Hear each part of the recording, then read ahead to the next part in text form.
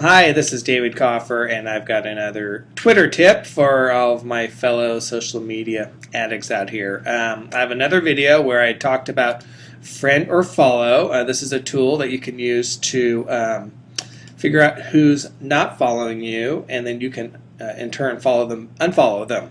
The other application I wanted to talk about today, though, was ManageFlitter.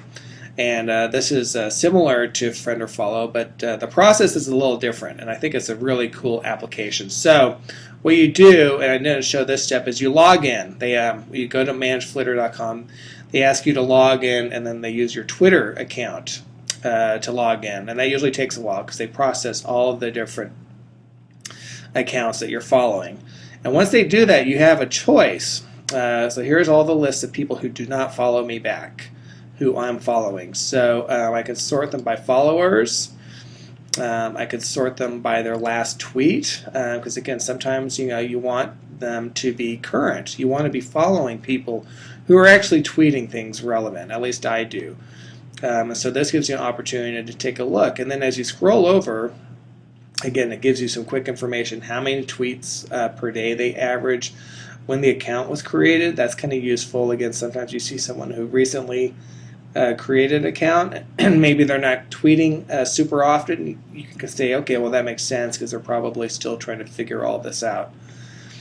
They also have this little dashboard over here where they show you whether or not someone is inactive, someone who's not tweeted the past 10 days, and this is in this area here.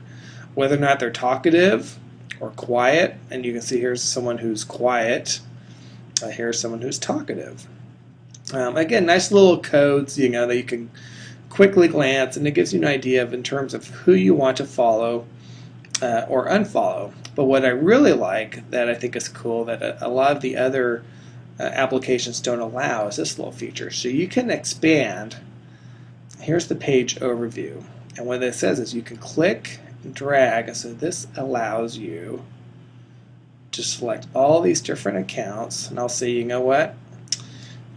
Since all of these people are not following me back, and I had a chance to actually take a look at them before, I'm going to unfollow them. And that gives you a chance of one fell swoop to go and unfollow 100 people right away. And it takes about 40 seconds, as you can see, for that to show before it's reflected on your account.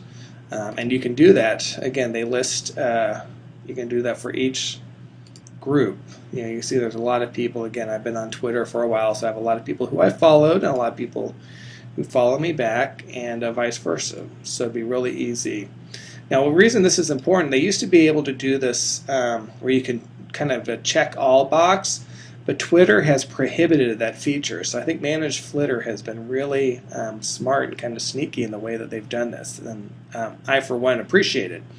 So again, I'm just going to click again. Because otherwise, what you would have to do, if you didn't have that option, we'll see if we get this to pull up. We'll collapse this. Let's pretend like that's not there.